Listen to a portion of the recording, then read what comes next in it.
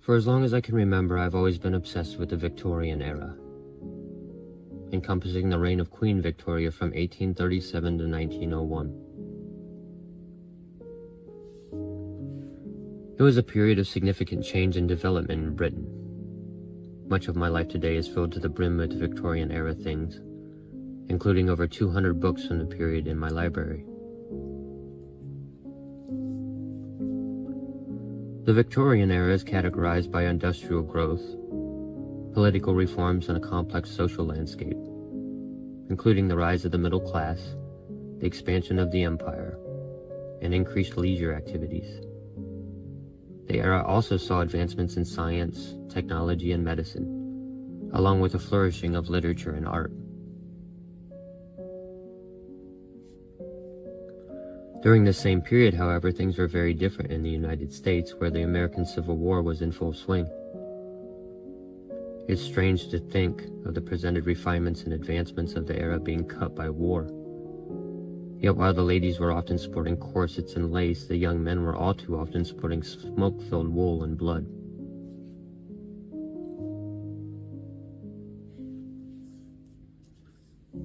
In the very heart of Northwest Ohio lies the quiet town of Tiffin, today a place of charm and history.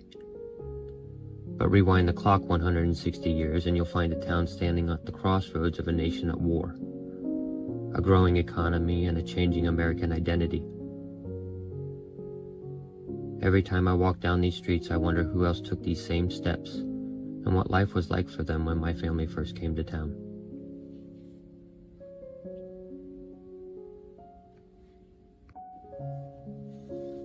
My family arrived in Tiffin in 1864, having moved in from Massachusetts where they worked on fishing boats. Prior to that, the family tree traces to England, Wales, and a Scottish clan dating back to the 13th century before written records become much more vague. By 1864, Tiffin was the county seat of Seneca County, established along the banks of the Sandusky River, and named after Edward Tiffin, Ohio's first governor.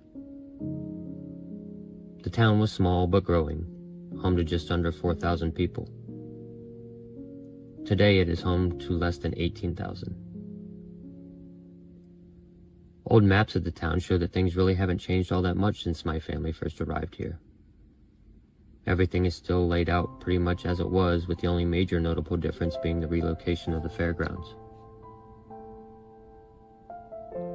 Prior to its current location, the fairgrounds was set along the river, right in the flood zone.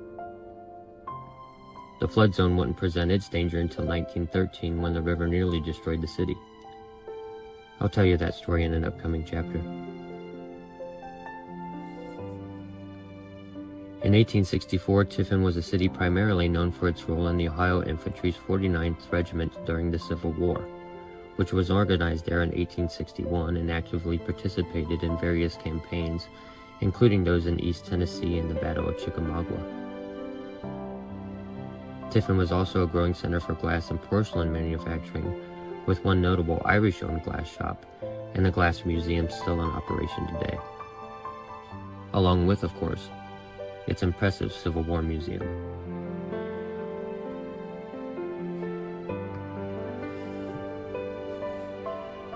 During the Victorian era, these streets bustled with carriages, merchants, and farmers.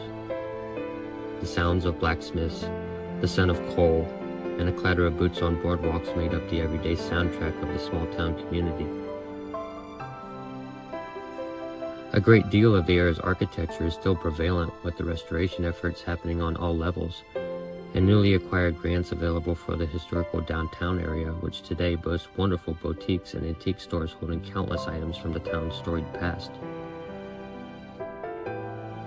During my most recent visit to one such shop, I discovered this amazing set of magnolia plates that seemed completely out of place this far north, and I couldn't help but wonder if they might have been brought back from the south a very long time ago.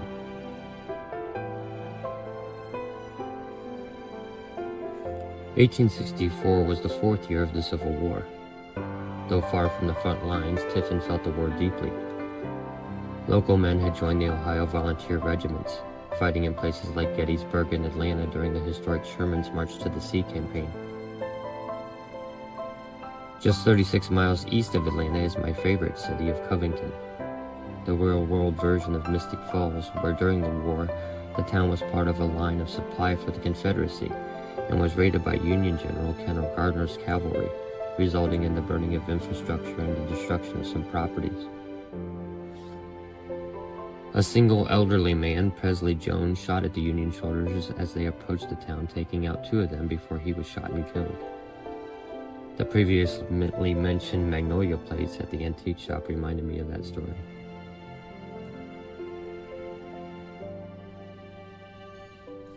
During the war, dozens of young men from Seneca County left their homes and didn't return.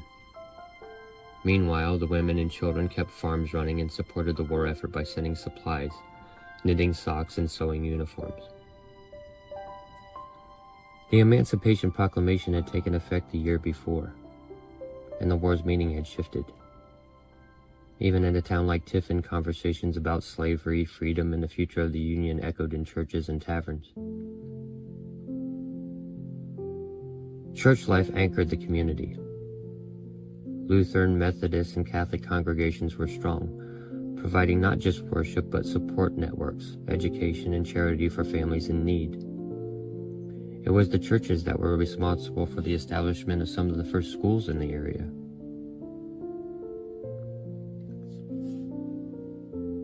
Life here was simple and hard. It still is. Most people worked from sunrise to sunset. Agriculture dominated the economy.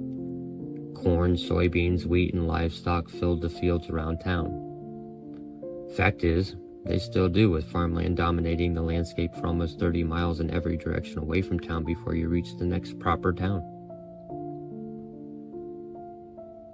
In town, there were cobblers, tailors, general stores, and of course saloons, some of which are still in business today in the same locations as they were back then, including the Renaissance and Barrel 51, both of which are 1920s speakeasy themed with whiskey barrel bar tops and 1920s style furniture, Persian rugs, and outdoor patios. Education was important and growing in the city too. One-room schoolhouses were common, teaching basic reading, writing, and arithmetic to the children of Tiffin. I own many of the school books from the period, many of which include signatures and notes from their original local owners. For older students, Heidelberg College, founded in 1850, offered higher learning and is still regarded as a town treasure today. And directly across the historical district from Heidelberg is Tiffin University, which was established in 1888.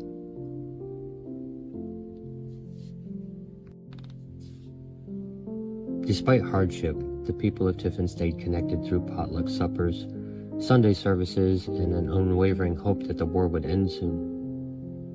By the end of 1864, the war's tide had turned. The people of Tiffin held tight to their hopes for peace, for prosperity, and for the return of their loved ones.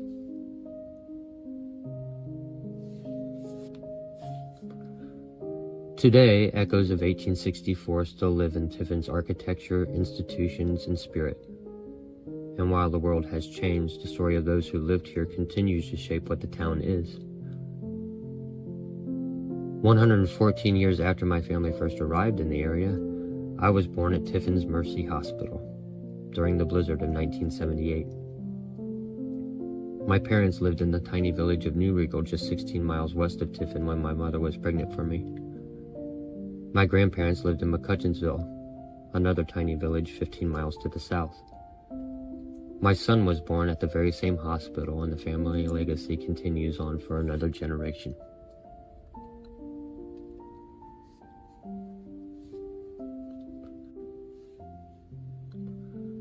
After over a century, my family has remained right here in the area. I'm the only one in my family who has ever moved away and to spend a good portion of my life in Cleveland.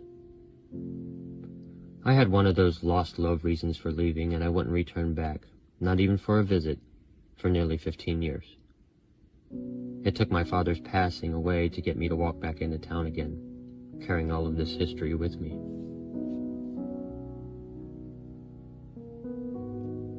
I had grown accustomed to and admittedly spoiled by the big city life in Cleveland.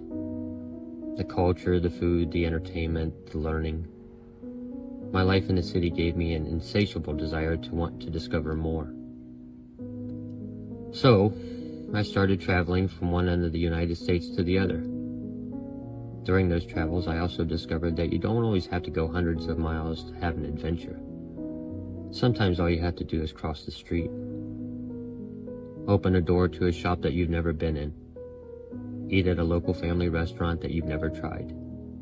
Reach out and talk to the locals. Open an actual book with musty pages to learn about the things that happen on the very ground you're standing on. I haven't even scratched the surface of the things that have happened here since this land was still considered the frontier and was just being explored by the earliest settlers. Stories that go back long before my family arrived.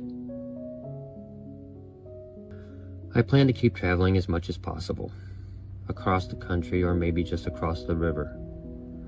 The big places, the tiny hidden nooks, learning as I go.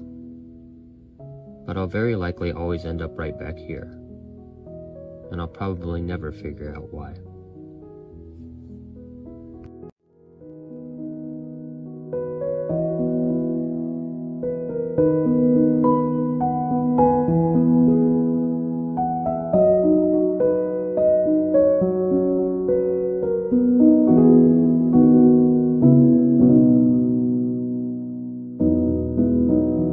What do you want from me? Why don't you run from me?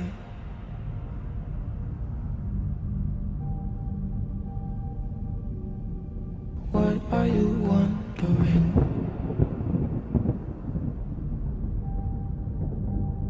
What do you